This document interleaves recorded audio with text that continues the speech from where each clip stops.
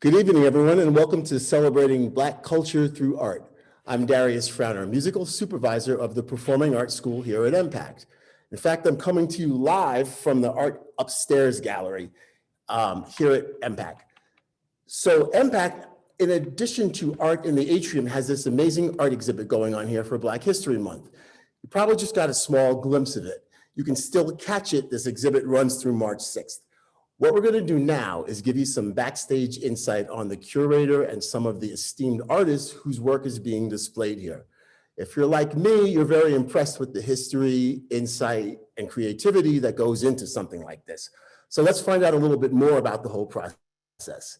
I should mention that the Upstairs Gallery is a gift of the John and Margaret Post Foundation, and the Starlight Gallery is a gift of Jay and Wendy Birnbaum. The panelists tonight, all artists who are exhibited here, are Onnie Strother, Rosalind Nzinga Nichol, and Dr. Antoinette Ellis Williams. As you watch and listen, you may find you want to ask the artist something yourself, so we'll have a short question and answer session at the end. First though, let's hear from the founder of Arts in the Atrium, and that is Lauren LeBeaux Craig. Lauren LeBeaux Craig is a certified yoga teacher, author, serial entrepreneur, marketing professional, influencer, and the official ambassador for the city of Newark, New Jersey. I love that part. Lauren produces the Newark Arts Festival and curates arts exhibits and initiatives in her dual roles of Director of Marketing and Artistic Initiatives for Newark Arts and Executive Director of Art in the Atrium. So Lauren, take it away. Thank you so much, Darius. And I am going to now share my screen. Thank you everybody who's here joining tonight. And thank you Mayo Performing Arts Center for having us. I am here to give you a little background on Art in the Atrium Incorporated, and we are celebrating 30 years of Black art excellence. I cannot take the credit for being the founder of Art in the Atrium. That credit belongs to my parents. 30 years ago, they founded, along with another couple, Artie and Jackie Bolden, Art in the Atrium, which is a nonprofit, tax-exempt, Black-led arts organization. And it was founded right here in Morristown, New Jersey in 1991. And ever since, we've exhibited 4 floors of African-American fine art at the Atrium Gallery in Morristown. And our mission is and has been to celebrate Black excellence, support the careers and lives of fine Black artists, Black fine artists, and create opportunities for emerging voices in Black art. So as I said, for 30 years, ATA has annually exhibited 4 floors of African-American fine art in the Atrium Gallery and have become the largest exhibit of its kind in the state.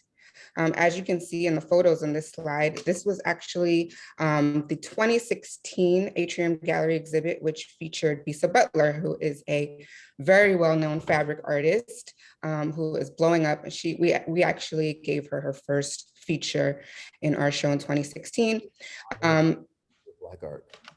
ATA has also given over $30,000 in scholarships to BIPOC art students and have sold approximately $500,000 in fine art by rising and established Black artists through the years. In 2001 and again in 2016, ATA was named Arts Organization of the Year by Morris Arts. And thank you to Morris Arts for all your support over the years.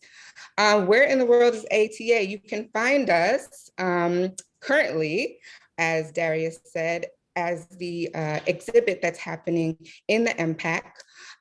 It is called Exhibition of African American Fine Art, and it has been an absolutely huge success. We're just so excited about the success of that exhibit and thankful for the Mayo Performing Arts Center for all their support. And you can still see it on view through March 6th. And we would like to invite you all to the closing reception, which is this Sunday, February 27th at 6 o'clock. It's free with your RSVP. Just head to mayopac.org. And also, if you're not available to come in person, we do have an online gallery format, which we actually pivoted to online when the pandemic hit in March 2020. We had one of our largest shows ready to go at the Atrium Gallery. And unfortunately, we just had to quickly pivot and move all the work online. So it's viewable at artintheatrium.org. Also in 2020, we established a formal partnership with the Morris Museum that resulted in a fabric show that some of you might have gone to called The Social Fabric. Currently, we also have two pieces, very proud to say, on display in Congresswoman Mikey Sherrill's office in Washington, D.C. The first is Never Forget, one by Janice Jameson. And the second is Making My Way by Leroy Campbell. So thank you to Congresswoman Mikey Sherrill.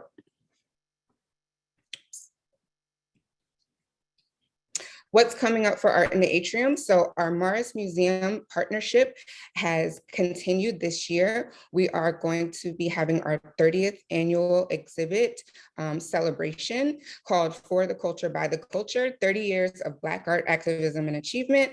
And that is going to be opening at the Morris Museum this spring. The dates are May 20th through September 25th. And we're really excited to invite you guys to the opening and all the programming. Please stay tuned for more information on that. And as well, we are going to be back in the Atrium Gallery this year. Very excited for the first time since 2019. We'll be back with a public gallery exhibit on the 5th floor. And that's going to be from April 25th to September 2nd. And I'm very excited that we will be able to dedicate a plaque to my mom, Victoria Craig, who really was the driving force behind Art in the Atrium for all these years. And she passed away in 2018, and the Atrium Gallery and the Morris County Commissioners have decided to dedicate a permanent plaque to her, which is really a beautiful thing. And that dedication will happen on Thursday, June 16th from 7 to 9 at the Atrium Gallery, which is 10 Court Street, Morristown, in case you're wondering. It's the Administration and Records Building. And that also happens to be Juneteenth weekend. So what better way to celebrate Juneteenth than to come and support Art in the Atrium and take a part in a fabulous exhibit. So if you want to find out more about Art in the Atrium, please do connect with us. We are online, like I said, artintheatrium.org. We're on Facebook, we're on IG, and we're really excited to invite you to our openings this year. We're happy to be back in person this year. And so if you would like to sign up for our email list so that you can stay aware of all that's going on, you can head to artintheatrium.org.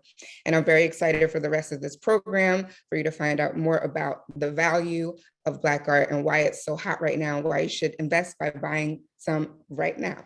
So Darius, take it away. Thank you so much, Lauren. That's a lot of good information that you gave us, and congratulations on the plaque for your mom. It sounds well-deserved. We're gonna hear about the history of Black art right now, and we're gonna hear about it from Onnie Strother. He's a multimedia artist who was born and raised in Newark, New Jersey. He likes to work in series that often tell a story. He believes that everyone has a story, and the best ones are the ones least told.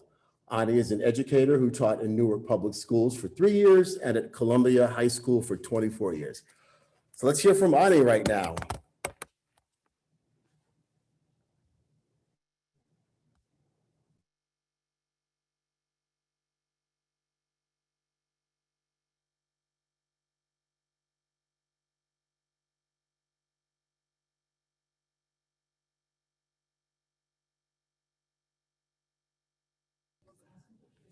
We're having a little sound issue. Let me make sure that Onnie's unmuted and video on. Onnie's unmuted and video is video on? It's on. Yeah, I can remove my spotlight there. Yes. So now let's see if you start your presentation over, and it should be fine. Okay, Onnie, you can hear Onnie now? Yes. When I was a student in high school, my guidance counselor asked me what I wanted to be. I was a student at Arts High School. And I said, I want to be an artist. And he said, do you know any Black artists? And I said, well, no, but I want to be one. I knew about Black musicians, and I knew about, of course, important Black historical figures, but I didn't know very much about African-American artists because they really didn't teach anything about them. And so we thought that it would be really appropriate to kind of take a stroll down memory lane so that people would understand that African-American art has been here as long as Africans have been on this shore. Our art has been here and has really played an important part in the development of American art in general. It's impossible to determine who was the first Black artist. Many folk artists and artisans were brought to the New World on slave ships, and barely any of them do we know their names. But the first one whose name we do know was Scipio Moorhead. Scipio was lived in Boston in 1770 and made drawings, some of which he turned into engravings. We know that Moorhead through his contemporary African-American poetess, Phyllis Wheatley, who wrote a poem dedicated to SM, a young African painter, on seeing his works. It's thought that Moorhead made the drawing, this famous drawing of Phyllis Wheatley on the cover of her poems on various subjects, religious and moral, because his name appears on the margins in her publication. Harriet Powers. Harriet Powers was a former slave and is one of the best known Southern African-American quilters, even though only two of her quilts remain, both of which she made after the Civil War. They're constructed through applique and piecework and hand and machine sewn. Her work is important because it is unique in the tradition of quilting. It's a story quilt that depicts the biblical stories from the creation to Christ. So Harriet Powers, in her own way, did the same thing that Michelangelo did on the Sistine ceiling. In her own humble, beautiful way, she was able to put down in a unique fashion, unique to American crafts, what she believed in, and in that way began a tradition that we'll talk about a little bit later. Joshua Johnson. Joshua Johnson advertised himself as a self-taught genius, deriving from nature and industry his knowledge of art, and having experienced many insuperable obstacles in pursuit of his studies, it's highly gratifying to him to make assurances of his ability to execute all commands with an effect and in style. Joshua Johnson was one of the earliest documented African Americans who made a successful career for himself as a painter. He was a limner, or a portrait painter, in Baltimore. Most artists of this day struggle to sustain their careers in a nation that valued practicality over luxury. Nevertheless, Johnson worked profitably for over 30 years, painting Baltimore's rising middle class of merchants and importers. He became known, I guess we'll move right on, moving right along. Most African-American artists' work was not political. They preferred to ply their trade without causing anything that would hurt their business. However, Augustus Washington was a Black abolitionist and photographer specializing in daguerreotypes. They were photographs, some of the earliest photographs made on silver plates. Augustus was born in Trenton, so he's an artist that we wanted to highlight. He had a difficult time educating himself, but eventually went on to study at Dartmouth. The photos that he made are significant because he made many photos of important abolitionist figures and his connection to the Back to Africa movement. You'll see on the left the portrait of John Brown. I think we all know who he was, John Osawatomie Brown, the abolitionist, and the portrait of Joseph Jenkins Roberts, the first and seventh president of Liberia. Eventually, Washington immigrated to Liberia. And so his photographs help us to know a lot about that period and the development of that African nation. Robert Duncanson. Robert Duncanson is consistently cited today as one of the 5 most outstanding landscape painters of the 19th century. He was biracial, and he established an international reputation during the years surrounding the Civil War.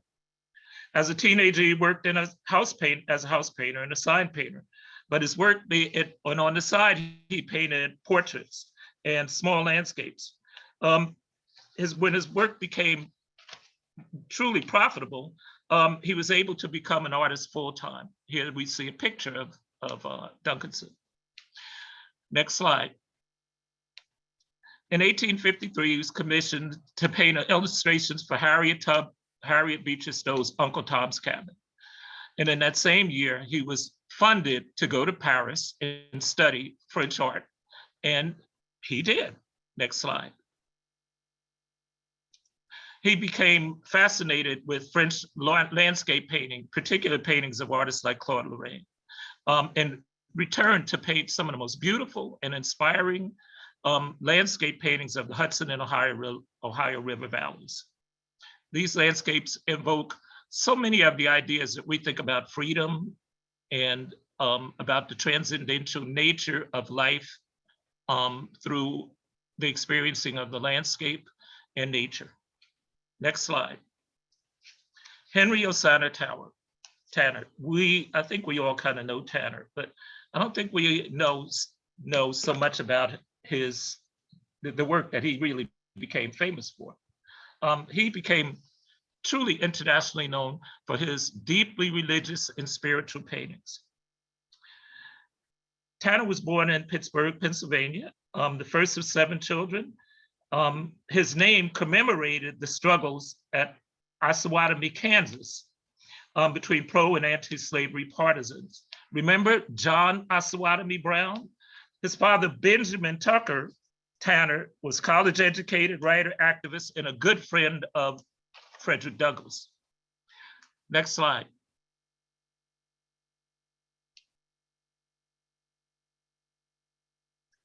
In 1813, on a trip from Paris, he went to study in Paris and never really returned to the United States because he began to find great success in Europe, as many African Americans did before the middle of the 20th century.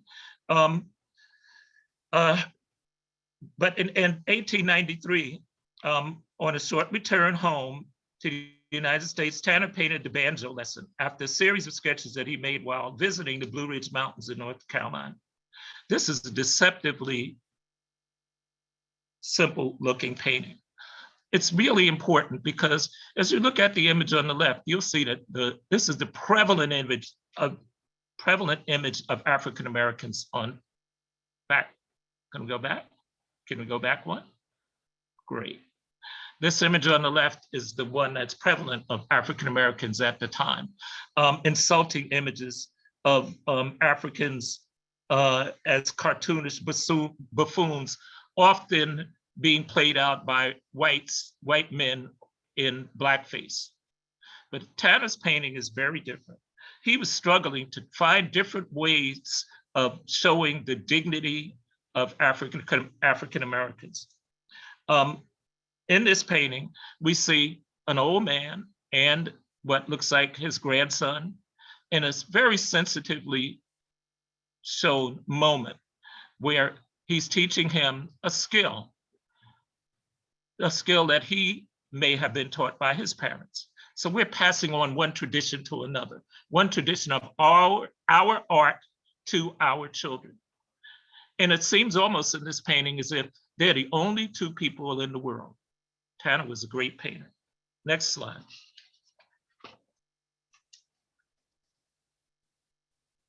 The other one that people know about is The Thankful Poor. Next slide, please. It'll come up. The theme of spiritual solace resonated with a man whose father was one of the first AME bishops. He hoped to find a way of highlighting the dignity and grace of poor African Americans, and his approach is radically different from the stereotypical, overtly servile images of Blacks like what we saw in the former slide from Uncle Tom's Cabin, where Uncle Tom, an old African American, is getting kicked. Next slide.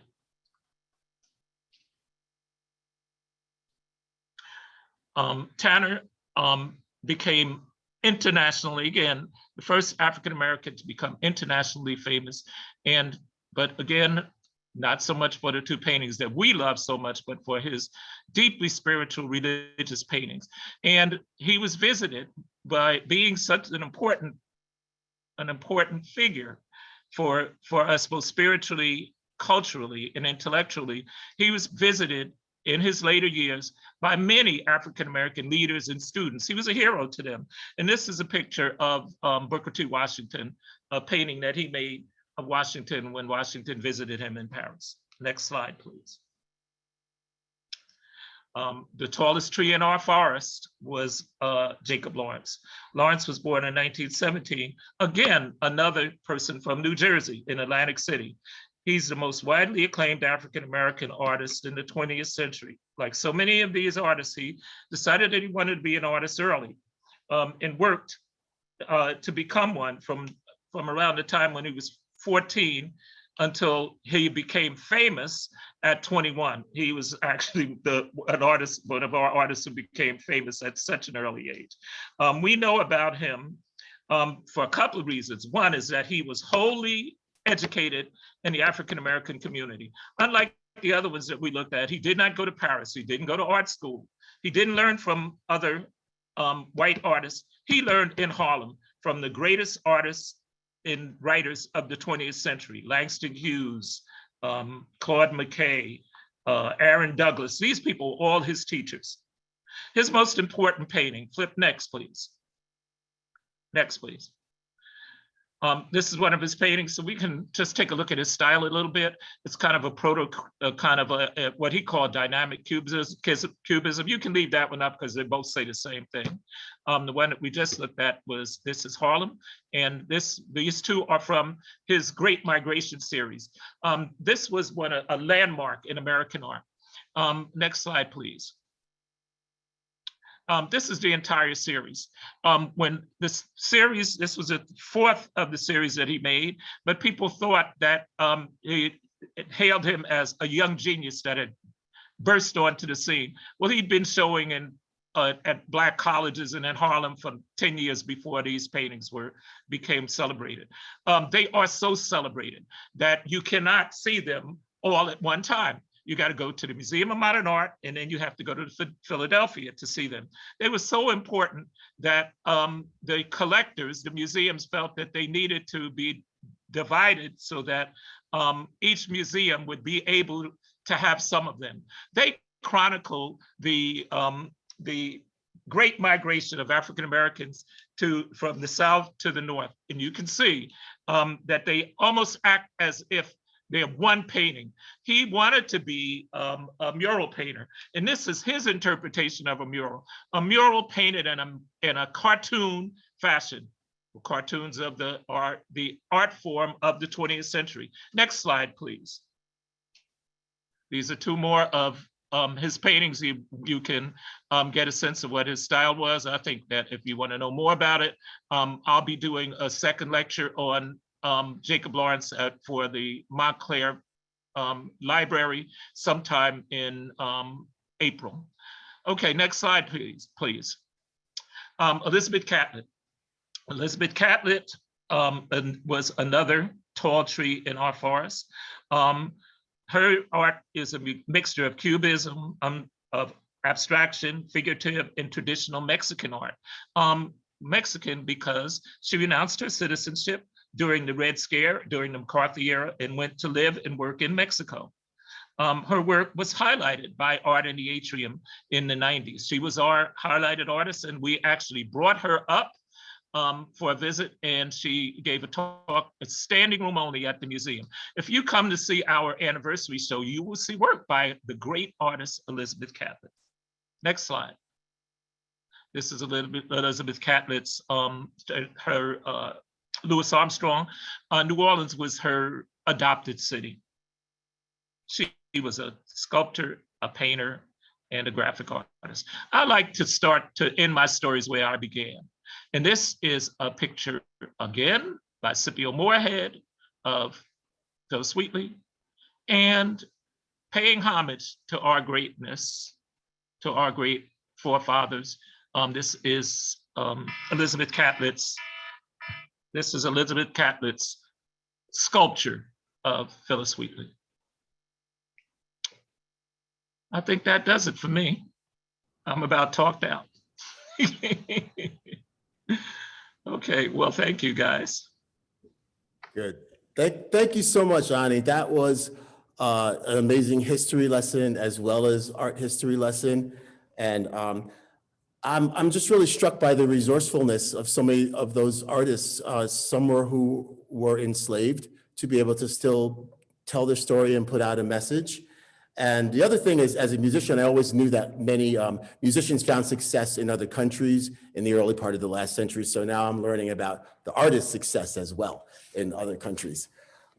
If you guys have any more questions, we are going to have a question and answer period. So you could start to gather a couple questions. There's a lot to think about.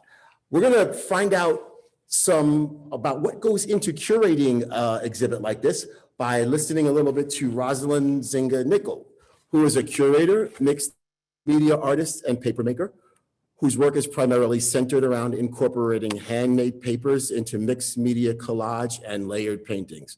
Rosalind uses a lot of vintage textures and found objects in her work, and inherited this love of recycling from her grandmother. I love that part. So let's hear from Rosalind. Hi, Darius. How are you? And I want to say welcome to everybody that's joining us. And Onnie, that was just such a great presentation. No matter how much I hear about African American art history, I never get tired of listening. And I want to impress upon all of the people that are joining us tonight that, art, I mean, we're making history right now. And I get questions all the time from people about, well, how do I start collecting art? Well, you can go to the neighborhoods, or go to the colleges in your neighborhood, or support even young children that are making art, because art is happening now. Just like we saw him go all the way back to the beginning, coming forward to where we are today. The artists that you're seeing here, and artists that are in dozens of shows across the country. They may not be those icon figures, but they are people that are telling narratives about our history and our culture.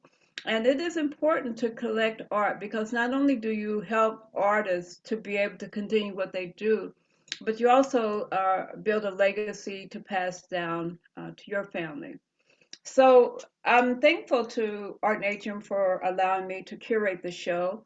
I have been exhibiting with Art and Atrium since the early 2000s. And this show was a great opportunity. Last year we had our show, but it was only virtual.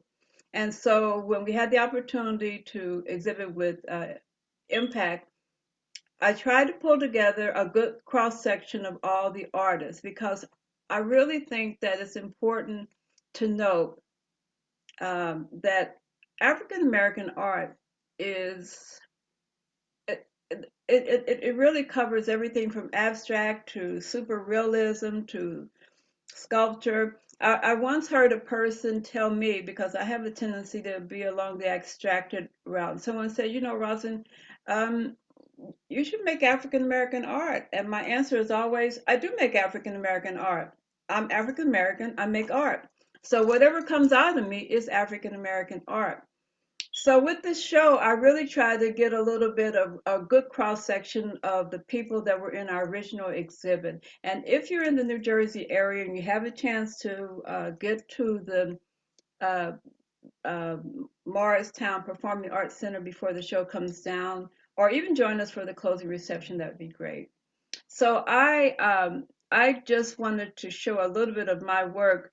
I'm really sensitive about digital work, especially because I'm one of those artists that presents well in person. I hear a lot of people always say, you know, your work looks beautiful online, Rosalind, but it wasn't until I saw it in person that I really appreciated what you did. So I know firsthand how important it is for people to be able to see and touch and feel your art.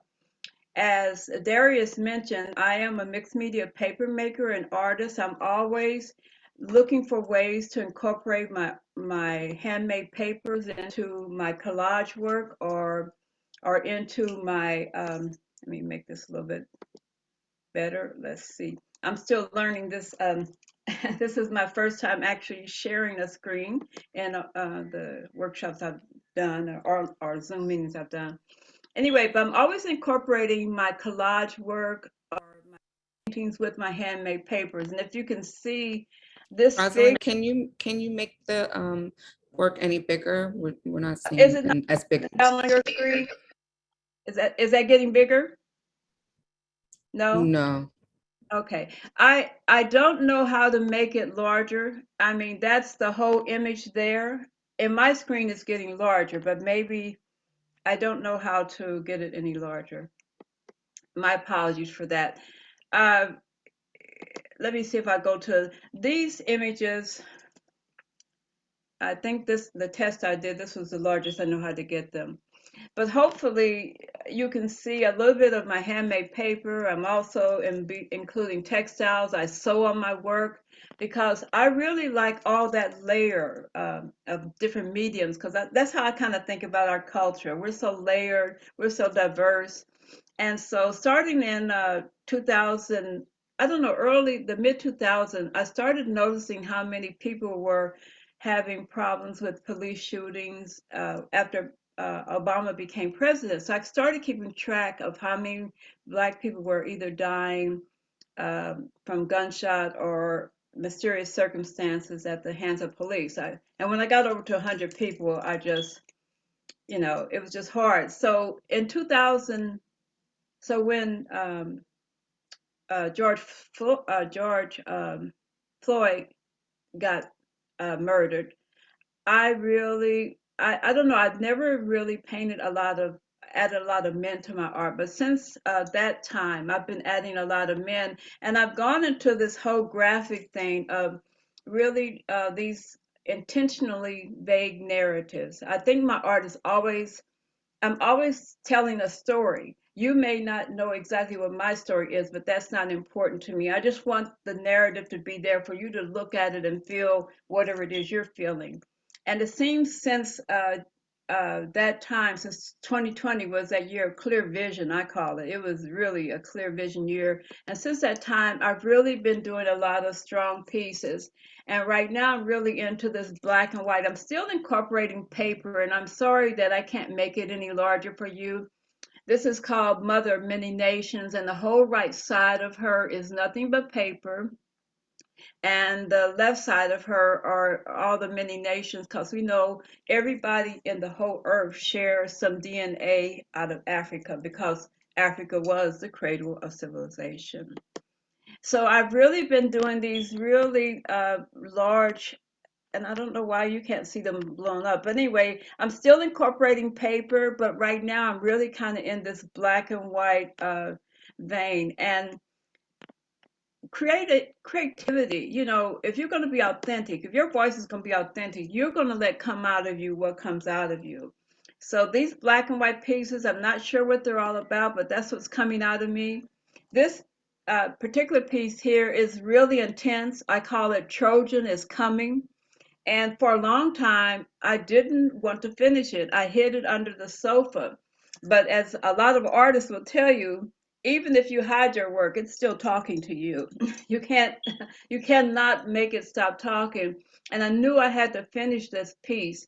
And it's really about seed time and harvest, because all the seeds we plant, they're coming back one way or another. And it is amazing to me in this day and age that we are still fighting to keep the truth, the narrative about slavery out of the school systems. I don't even know how to process that, really. But this piece, Trojan is Coming, is really about the stark realities about what's going on in our country. So again, my work presents much better as you look at it in person. So if you're at all able to come to New Jersey and join, and visit the exhibition before it comes down, and also our 30th exhibition at the Morris Museum, which begins in May, I really encourage you to come. And I just want to say, encourage the young people in your families. I think when I was 6 years old, my mother came to school. The teacher said, I hope you know your daughter is very talented. And from that moment on, art supplies. My mother always encouraged my talent. My family just got behind me and, still encouraged me. So, if you want to start your art collection, you don't have to look at a museum. You can just start in your neighborhood, start in the little art shows locally, but collect African American art, because history is happening now, and we're passing on traditions right now. And I think that's all I have to say, except thank you for joining us.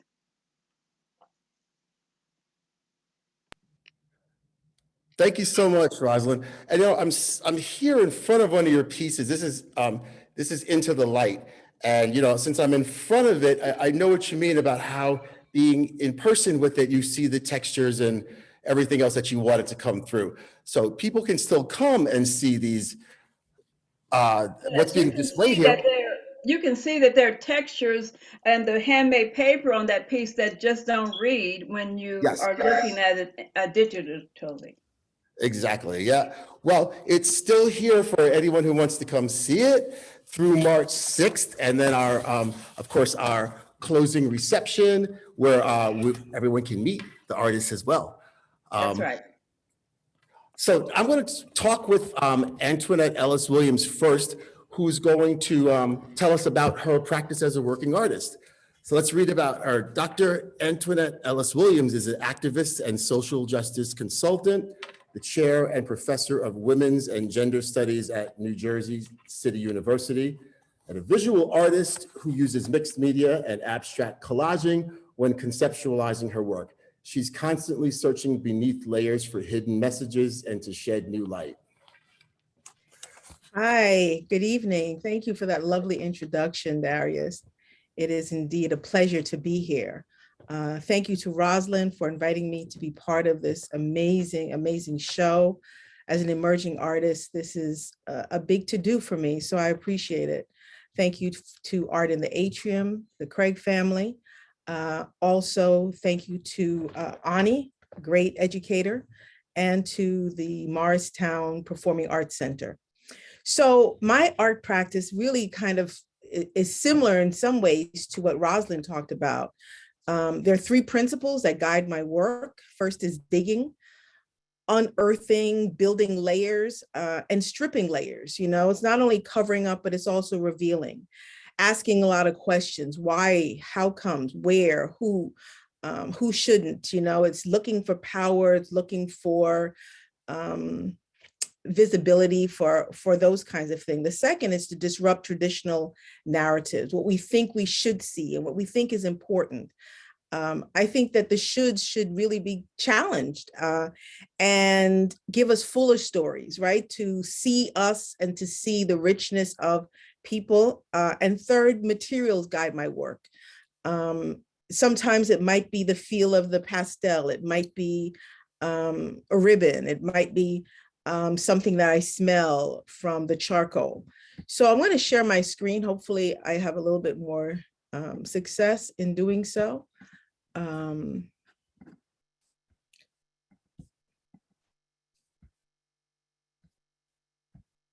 Okay. So this piece is currently on show, It's a piece that's on paper, and it was right in the heart of the pandemic. And I worked on the piece, and then ultimately I drew a line between it. And if you look, you see these smaller lines, almost bridges, dealing with how we travel, memory, how memory travels. There was a lot of loss. There are things that we carry with us. There are things that we are unable to carry with us. And there's pain involved in this. And if you look at the image with the red, you see these broken lines and those broken relationships. So I was really trying to have that conversation with myself. And I put up a piece of paper really for my own therapy, for my own release and my own ability to question what was going on. Not to provide any solutions, but really to mark it down, to really process it. And I think it's important for us to have those conversations. So this piece is a piece that I really love. It's a piece that's very personal, but I think it's an honest look at what's going on. Another piece that I want to look at that's currently showing is the caretaker of the Adkin Red House. My husband and I went to South Carolina last year in the pandemic, and it was my first time in South Carolina. We went to the Adkin Red property, a slave owner, politician, very, very famous. And I took images not only there, but the flowers I took at the Nat Turner Memorial. The bricks were part of the home of where former enslaved women cooked. The doors. So I wanted to archive and capture those pieces. They were not together. I collaged them. And this woman, I think, is a woman, other collages use and other scholars have used, but I wanted to put her in this space. I wanted her to be the caretaker, this woman that white America often erases. She looks as if she could be my sister. I don't have a sister, but there's something very familiar about her as a young Black woman. Maybe that was me some time back. And to keep those memories and stories alive, and not only the horrors, but the resistance and the surviving, if you will. The flowers contrasting its colors against the green, for me, was a powerful way of marking time, and also not taking us into a place of victimization. My work doesn't seek to do victimization. It seems to bring dignity and clarity if possible. And the final piece that I want to present, oh boy, you see all my business up here, is this digital collage. And this digital collage was created based on a mixed media piece that I did, a piece that included charcoal and oil, and also included some acrylic piece in it. Not showing, Antoinette. Your piece isn't showing. Oh, it says that it's paused. I don't know why it's paused. Well, I'm going to stop that one. It said it was paused, so that digital piece, and if somebody else has it, they can put it up. But if you see it at the show, it really takes my other work, because I like to do lots of things at the same time. So I might be working on pastels. I've been really fascinated with some pastels and charcoal and oil, and I created some pieces. And then I will take pictures of those pieces, of multiple pieces, and then I'll collage them digitally. And then I'll use the digital image to create a piece based on oil. And so I continue to have this conversation of pulling the image back. And so I think I continue to find some light in it. And I think that's what we do as people, as Black people. There's no end to our story. There's no end to what we have defined as this life, if you will. It is a conversation that is cyclical, it's eternal, it's our ancestors, it's the creator, it's God, it's birth to children. So that's what the work seeks to do. And I think that piece was called something about the blues. I think the blues is important. My husband is probably listening and surprised that I'm saying that, but I do think it's important to have somebody to nod their head and say, yeah, I know what you're talking about. So the things that inspire me and inspire my work is my story. It's about being an immigrant, a Black girl in a family with 4 brothers. It's about nature. It's about media, other artists. It's about my religious traditions. It's music and memories and fantasy and people and architectural pictures and sounds and wind chimes and light and stillness. It's Audre Lorde and Bell Hooks. It's Toni Morrison and Brittany Cooper. It's composition, it's color, it's connection, it's rhythm. It is the beat of life. It is the stories that we hear and the things that we are afraid to say and we cannot say, but we must do something visually. I think right now we're in a generation that probably is leaning into art in a way that I didn't lean into art because it's so accessible to so many. The visual matters. What we put out there really matters. It's powerful and it's necessary. So that's my work. I'm so glad that it's part of this great exhibition currently showing at the Morristown Performing Arts Center. And I'm happy to answer any questions. And again, thank you for the opportunity. Thank you so much. That was such a good insight into your process and what inspires you as well. I have to keep thinking about a lot of those things that you said too. If anyone has any questions, you can submit them under the Q&A tab because we're going to get to that pretty soon. And before we do, we're going to hear from Onnie Strother again. This time he's going to tell us about his process as a working artist.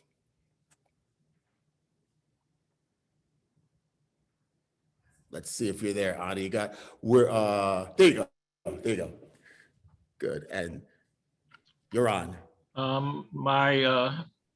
There's some of my work is, I hope I'm up, I guess.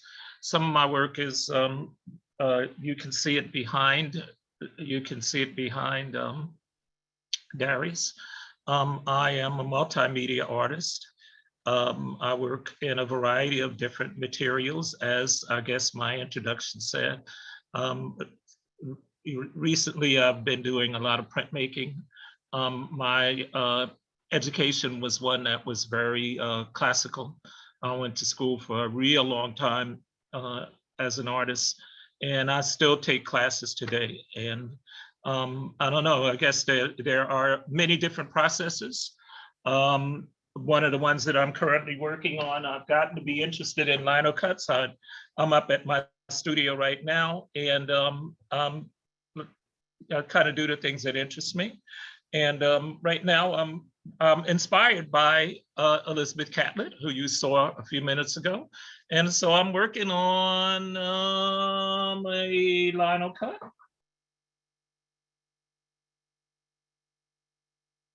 One of African-American divas that we don't know about. I started with one that we do know about, Mahalia Jackson, but I'm moving on to other ones that we don't know about, that we don't know so much about. And again, I'm interested in history because I was an art history teacher for so many years. I'm interested in recording. I'm interested in photography because that was one of the things that I did early in my career, and filmmaking. And at this stage, because I am a retired teacher, I have like many artists, I'm a retired teacher.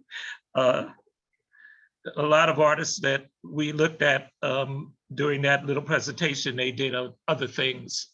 Jacob Lawrence's mother wanted him to be a mailman. And so we, we tend to have to do other things, but having spent so many years as a teacher and school administrator, now I feel like I have the time to explore some of the things that I was interested in my career as a teacher. And so much of my work has to do with art history, and I'm able to explore some of the processes that I wanted to, that I taught other people. So now I have that opportunity to do that. So people say to me, Onnie, what's it like to be retired? And my answer is always, I'm twice as tired as I was when I was working a regular job. And so all art comes from within. As we looked at Jacob Lawrence, again, we were talking about how he was educated in the Black community. He was very poor, like many of these artists. There were none who were wealthy that we looked at. All of them started out very poor, and all of them had to figure out a way to give something back that had a spiritual connection, like the wonderful work that we saw of Tanner, but something that related to the community, but also that was universal. And so I strive to make things that are pleasing to look at, not always, but that are enlightening and both educationally, spiritually, and intellectually challenging. And that's my process. You can see my work online. You can see my work for the next couple of days. I'm in a wonderful show with the printmaker Chuck Miley at Studio Montclair. So if you drive up Bloomfield Avenue, you'll be able to see my Scottsboro series. And so I think that art speaks for itself, and I've done enough speaking for it. Thank you. Great. Thank you again, Onnie. Now we want to invite everybody, all the panelists, the artists, and including Lauren, to come back on the screen for a few questions. And while they're coming on, if anyone has any questions, they could submit in the Q&A. And I want to start with a question for Lauren, actually. And Lauren, when Arts in the ATA was established, were there many organizations that fostered and promoted the work of artists of color? Oh, thank you for that question. I think there were organizations, but in the particular area of Morristown, New Jersey, that was something that was lacking. And so basically my father, who's an attorney, he worked a lot in the administration and records building, and he noticed that there was no representations of himself or his family or the people that he knew on the walls. So that's really how the organization was founded. It was just a lack and a need and a desire to want to see people that look like us in administration building in this beautiful Atrium gallery in Morristown. And just from that spark of inspiration, here we are 30 years later. And really that first show was such a huge success. The community really loved it. And the community has been what has kept Art in the Atrium going this whole time. They really will not let us stop. They come and they support and they buy art. And we're so happy to be able to support our amazing Black artists in this way. So if you are an artist that would like to join and submit to our upcoming shows, you can definitely reach out. We love emerging artists. So you can email us at ataartists@gmail.com. Thank you. Thank you. That's good information for anybody who is an emerging artist and wants to figure out how to get shown or displayed in this area. When Antoinette was speaking, she mentioned a lot about her process, and I got really interested in that.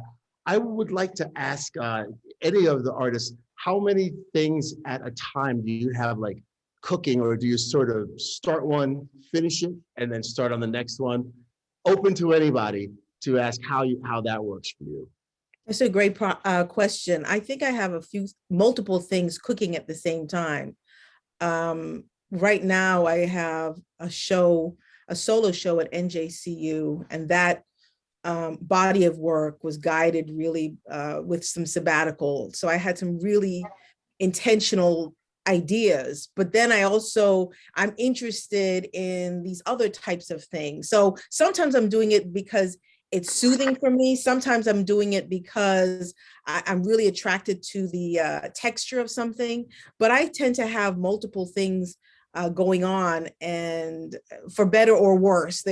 There's some pros and some cons to it, but I think I'm also now getting to a stage where I am strategically developing the work. Would make sense. Good. Okay, makes sense. Anyone else have an answer to that? Like how you work, one thing at a time or 10, or how does that go? I usually work on 3 or 4 things at the same time, dependent really upon where each object or image or idea is. As I said, I've been interested recently in making lino cuts, but I also have been doing transfers for an exhibit that I'm in right now, and I'm working on a series on the men who change tires. I like to do things about people that people don't know about. I like to kind of highlight those people that are very necessary, but who we kind of pass up. And my last series, which was shown up at Morris Arts, was about the newspaper men. It was called The Last of the Hawks, because at one time there were literally tens or hundreds of thousands of people who delivered newspapers. It was a thing that young people did as their first job. And then later on, during the 70s and 80s, older people got newspaper routes. And I know that I almost had a newspaper route while I was a school teacher. It's a way to make money early in the morning before you go to work. And now there are no more newspaper people selling on the street. True. And Yeah. so there are things that the newspaper series was part of an exhibit that was called The Vanishing World, because there are so many things in our world that were traditions that we grew up with that are not with us anymore. So not only is our environment vanishing, and our values are vanishing, and our traditions, many are vanishing. There are so many of our people who we used to notice, who used to have small jobs that provided them with dignity because they could work, even though they didn't make a lot of money. They still could work. They folded clothes. They did days work like so many of our mothers. And they're vanishing. Yep. And I like to try to record that before it's gone. Thank you for that answer there, Onnie. Now, we do have a question from Kathleen. Kathleen's question is, she'd like to know if any of the artists on this panel who attended art school or studied art in college and high school were taught about the Black artists presented and spoken about tonight. So I guess they paid good attention to your history lesson, Onnie, and want to know if you all learned about them as well in your formal education. And it's open to anybody to answer. Well, I like to say, I actually like to address that because I grew up in the Midwest. And so there was no Black studies or Black history. And when I relocated as a young woman, an illustrator, I moved to the West Coast, and I was in school and I saw this book with this Black man, and he just looked interesting, and I wanted to know who he was. It turned out it was Marcus Garvey. I had no idea who he was, but that started my obsession with African American history. So in answer to your question, I didn't know anything. We weren't taught about Black history in school, especially in Indiana where I grew up, one of the most segregated states in the country. And it wasn't until I got into college, but once that door opened, I just got thirsty. Everything about history, everything I could learn about art history or culture, African culture. I mean, I got a chance to go to Ghana, but everything about our history, I mean, the thousands of years of history, because of course we know our history didn't just start when we got on these shores, but it is a cradle of civilization. So no, I think, and that's why I'm so glad that we included that in the program, because I think a lot of times, even though there is a segment of history that gets repeated in the schools, there's always these sound bites, and they seem every year to be the same sound bites. But we have such an enormous breadth of history and culture. And so I thank Onnie for putting together that presentation of just this small capsule of time, since we've been here, knowing that there are thousands of artisans and, people and culture that have gone on before. So. Good. Thank you. I have another question that I was it struck me to ask because I'm in theater as a musical director and a pianist and musical theater. And I know that in a show, usually a person begins to sing when there's no more words to say. That's sort of the impetus for them to begin to sing. So going back to something that Antoinette said, it was something like maybe something that you're afraid to say, so you have to go ahead and express it visually. Can anyone give an example of something that struck them that they just knew you had to create about? Like there's no two ways about it, and you knew right in that moment that you need to create something about it. Well, that was my process with all the piece that I created, Why Are Her Seeds Falling to the Earth? Because every time we saw someone being killed unnecessarily, a Black person, it was like it was just taking a piece of my heart out, and I had to do something with that. So I did gather the names, and I did do a piece of work with all of them on there. But I think I'm still responding to the inequalities to how police are handling people of color. I'm still responding to that in my art some kind of way, because I had to do something with all that emotion. And I was telling a friend of mine who was not a person of color, I said, what you may not understand is that it is terrible. And I know you recognize how terrible it is when someone gets shot. But for me, it's almost like a person in my family is getting shot. It's like I can't explain it to you other than that it's taking away a piece of my heart. So it's like when they show those images over and over again, God bless those poor families, because I just can't watch that. And I think I probably speak for a lot of people of color. It's really hard to watch the injustice of how people, are slain. And so, yes, absolutely. I wanted to follow up with Rosalind on that. There is very much it's not even a pit. It's this huge thing that's on me, particularly after what we saw during the summer of reckoning. And I did a piece, and it was one of those pieces, I think you said, that you put away. And it was I Can't Breathe. And I wrote it. It was a big piece. And I put it away, and I went back and I did a little bit more to it. And it's going to show in a solo show that I have coming up at Moody's Jones Gallery. And I felt brave enough to show it because I do think that we have to show things. I'm a poet. I'm also a playwright. And so words are really interesting, but they can be limiting as someone who uses words. And to be able to show somebody some things can have people just kind of get jarred. I did this piece on Gaza, and it's called Gaza's Laundry Day. And it's a 3D piece with some dresses of little girls hanging on a tenement building. And I wanted to put full square the issue of Gaza and war and these little children and little girls. And that piece is also going to be in the show. So I do think that we have a responsibility, but I think also it is about, I think Onnie said it, it's about making sure that we show beautiful things and making sure that, because we have an absence of that.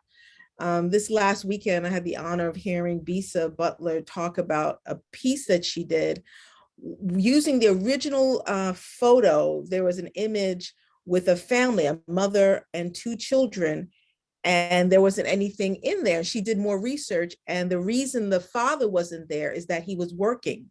So she made a point in her quilt to include him, and that his voice had to be part of that story and that narrative, similar to the newspaper boys, similar to changing tires. I think that it is about visibility of what we show and what we decide not to show. I think Carrie Marshall has asked the question, why do you paint Black people and why are they so Black? And it's not a question that white artists get, you know. I paint what I want to paint. I'm painting Black. It's beautiful. Is there anything else you're going to do besides this? And I, as a one abstract artist to another abstract artist, you know, are you going to show something that we can get? I mean, I'm Black. I'm from the diaspora. This is work. And if you really understand what's going on, you may be able to tune in. And everything isn't for everyone. And I'm really cool with that. Everything is not for anyone. I ultimately create to say some things, not the commodification of it. That's a nice thing if I'm able to do that. I'm very blessed to have a job that right now I may have to take up a paper route later on, Onnie, but right now, today, I don't. But you keep reading about public education and you hear what's going on. So I'm not afraid of it. I'm not afraid of it. Wow. Well, everybody, thank you so much for what you had to share and offer today. And again, that's just the tip of the iceberg of what we had here. You could still come and see it, and maybe we learned some things that we didn't already know about art and different styles, how it falls into history, how you can be expressive with it. And I'm really impressed with everybody. I just have to say, and we're very proud to have this gallery here at MPAC in 2 different places. And I know that I'm going to come to the closing reception to be with you guys, and everyone watching is invited to come to that as well. Make sure I say the date right. It's February 27th from 6 to 8 p.m. All right. Thank you so much, everybody, and have a great night. Thank you. Good night. Thank you so much.